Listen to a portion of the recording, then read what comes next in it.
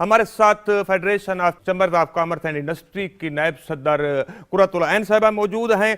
कुर्रतुल ऐन साहिबा, जिस तरह मिर्जा अख्तियार बेग से कह रहे हैं कि 45,000 मेगावाट बिजली की प्रोडक्शन कैपेसिटी तो पहुंच गई, लेकिन अनफॉर्चुनेटली पाकिस्तान में उस हद तक इकोनॉमिक एक्टिविटीज जनरेट नहीं हो सकी, क्योंकि ये बिजली बनाने वाले का वैसे कोई कसूर तो नहीं लगता, उसकी गलती तो नहीं लगती कि अगर हम अपनी इकोनॉमिक एक्टिविटीज को उस हद तक बूस्ट नहीं कर पाए कि बिजली को हम बेहतर तरीके से यूटिलाइज करते और उससे इकोनॉमिक बेनिफिट उठाते, उसकी क्या वजह है?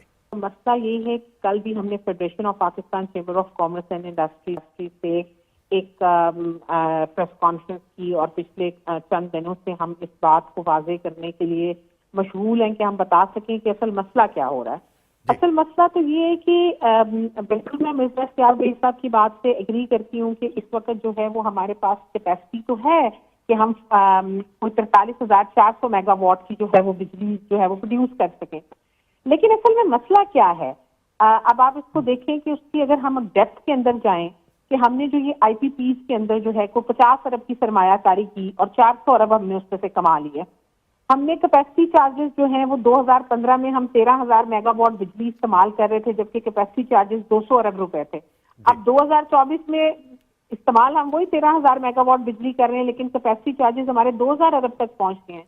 तो जब तक ये आईपीपीज के अंदर से जो हम हैं इनके लाइसेंसिंग को कैंसिल नहीं करेंगे तो हम बिजली की किस तरह से प्राइस को लेके आएंगे प्रॉपर तरीके से। अब बात करते हैं कि साहबा देखें कि अगर हम सॉवरेन गारंटी ना देते तो कोई यहाँ पर इन्वेस्टमेंट करने के लिए तैयार नहीं था, और हमें इन्वेस्टमेंट की जरूरत थी क्योंकि हमारा मुल्क अंधेरे में डूबा हुआ था, तो हमें मुआहदों की तो पासदारी करनी पड़ेगी। आपके आईपीपीज के 52% जो मुआहदे हैं वो आपके यहाँ पर लोकल लोगों के हैं। अब लोकल लोगों को चाहिए ना कि वो थोड़ा सा तरस खाएं अवाम के ऊपर। आप बिजली की असल प्राइस क्या है और हम पे क्या कर रहे हैं? हम तो बात इस चीज की कर रहे हैं कि जो गैर फाल प्लांट्स पड़े हैं जिनको हम अदायगियां कर रहे हैं, उनको हम क्यों अदायगियां कर रहे हैं? जिससे हम बिजली ही नहीं ले रहे, उसको हम करोड़ों करोड़ों की हर क्वार्टर पे अदायगी कर रहे हैं और उसकी पेमेंट वो पाकिस्तान के गरीब अवाम को करनी पड़ रही है। मैं तो अब इंडस्ट्री से भी बाहर निकल के घरेलू सारिफ की तरफ आप देखें कि लोगों के लिए तो अब उनकी फिस्कियां निकल रही हैं और हम अपने आईपीपीज के मसले की तरफ हम तवज्जो देने को तैयार ही नहीं है। हम अल्टरनेटिव बिजली के सोल्यूशंस की तरफ हम आ ही नहीं रहे कि जिस तरह से एक वक्त पे हमें चीजों को देखना चाहिए था। जैसे यहाँ पर अभी कहा गया कि हाइड्रल की बात की गई या सोलर की बात है, मतलब जाहिर बात है यहाँ पर 12-14 घंटे जब आपके पास सूरज की रोशनी रहती है, सोलर प्लांट्स हैं, बायोगैस प्लांट्स हैं, बहुत सारे अल्टरनेटिव एनर्जी सोल्यूशन है। लेकिन असल मसला तो ये है कि जो वो आईपीपी के हमारे एग्रीमेंट्स हैं उन सारों को हमें रिविजिट करने की जरूरत है, क्योंकि हम बंद और गैर फॉल प्लांट्स की पेमेंट करते चले जा रहे हैं। इसी वजह से बिजली खत्ते में सबसे महंगी है।